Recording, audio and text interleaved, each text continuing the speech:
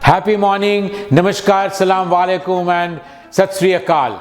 Today's episode I would like to highlight on women's safety. The wrong media campaign, which has been malicious media campaign going on. Women's safety in Indian subcontinent. So women's safety is a recurring nightmare in India. And today I would like to focus on two parts. One is that what brings me to talk on this and where do we stand, where the country stands in terms of world ranking.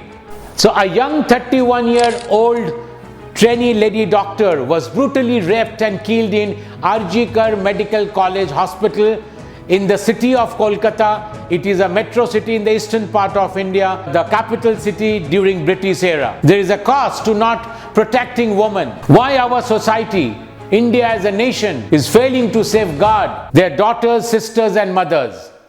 It seems women's society was never in the ballot. Women's safety was never in the ballot, either by the state government or by the central government. It has shocked not only the medical fraternity but all sections of the society across the Indian subcontinent, and it has become a big news globally. Peaceful protests are going on pan-India. Not only lady doctors at workplace but women across the country, girl students across the nation are vulnerable to violence and victim of physical assault, rape and murder. Today being 17th August, 1.3 million doctors across the country has withdrawn their services in all clinics, hospitals, state-run, private across the country, because all doctors fraternity, all citizens want justice. It was a massive outpouring of anger among all sections of the society, and slogan is "Injustice must stop." She was just 31 years old, a trainee doctor. She was in her completion of writing thesis. First information given to the deceased family was that it was a suicidal case.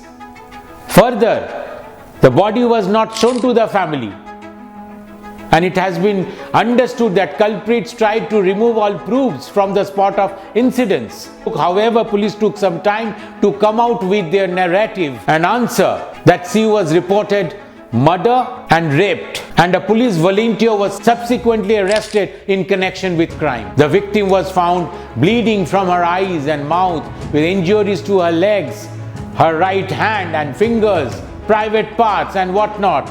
A doctor in request report says so, which was accessed by international news agencies. As a nation, as a society, we have to think and rethink that these atrocities being committed against women who can be our daughter, sister, mother, and it is being believed that the head of the institution, the principal, was having a nexus with this, unwanted crime and violence, and it's being known, though the court and the investigating agencies will come up with their news and reports. However, it is being believed that unauthorized activities are being run by under the patronage of the principal, which has been transferred immediately and shifted within 12 to 24 hours as a head of another national medical college and hospital in Calcutta itself. How is it possible without some support, political or government? And it's being believed that the head of the institution was having nexus with local goons, local political parties, local interns, and this victim was suffering from last 5 to 6 months. That's the news coming out from the students fraternity and the intern fraternity. And continuously she was given last 3 night shift duty. She was unrestful.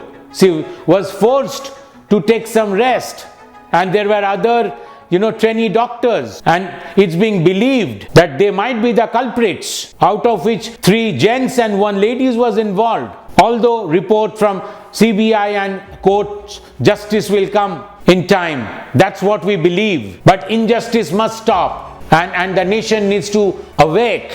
All citizens should be on high alert, and it's a big news. Not only in the country, across the world. Despite legal reforms and promised crackdowns, India has persistent high level of sexual violences, and it ranks high regarding women's safety. I will give you some very interesting data which will open up your eyes. There is an abbreviation WPSI, Women Peace and Security Index. So out of 1, Denmark secured 0.932, topping the world. It's the topper. So Denmark, Switzerland and most of the European countries are within 0.9 out of 1. US is 0.823.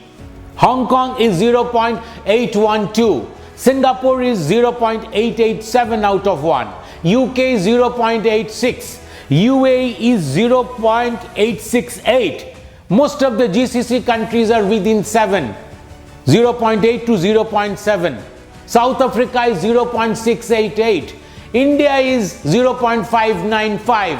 Lot of modifications related to violence against women has been modified since 2012 Delhi rape case incidents onwards. However, a lot has to be done.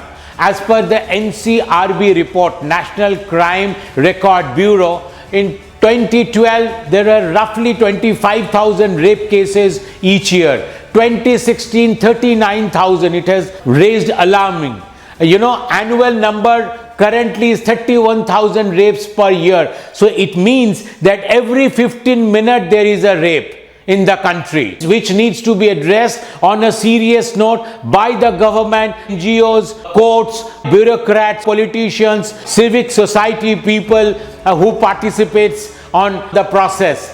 Conviction rate of rape is only 27 to 28% in comparison to 60% in UK, 42% in Canada. So a lot of work has to be done. At the outset, I would like to urge the government bodies, the authorities, the investigating agencies and the court that the victim of this 31-year-old trainee doctor, the victims and the gang of the victim should get capital punishment without further delay. So regarding this, across India, all citizens has to unite together irrespective of the region, state, caste and creed. So we'll have to be together to get justice. This is point number 1. And point number 2 is that women have the right to be free from violences, harassment and discrimination, and removing the barrier of unsafe environment can help women fulfill their potential as individuals and as contributors to work, community and economies. So we work together, and we would love to see women are protected in our country and in the Indian subcontinent, and the indexes, happiness index, women safety index should improve. Thank you very much and have a lovely day ahead. See you soon.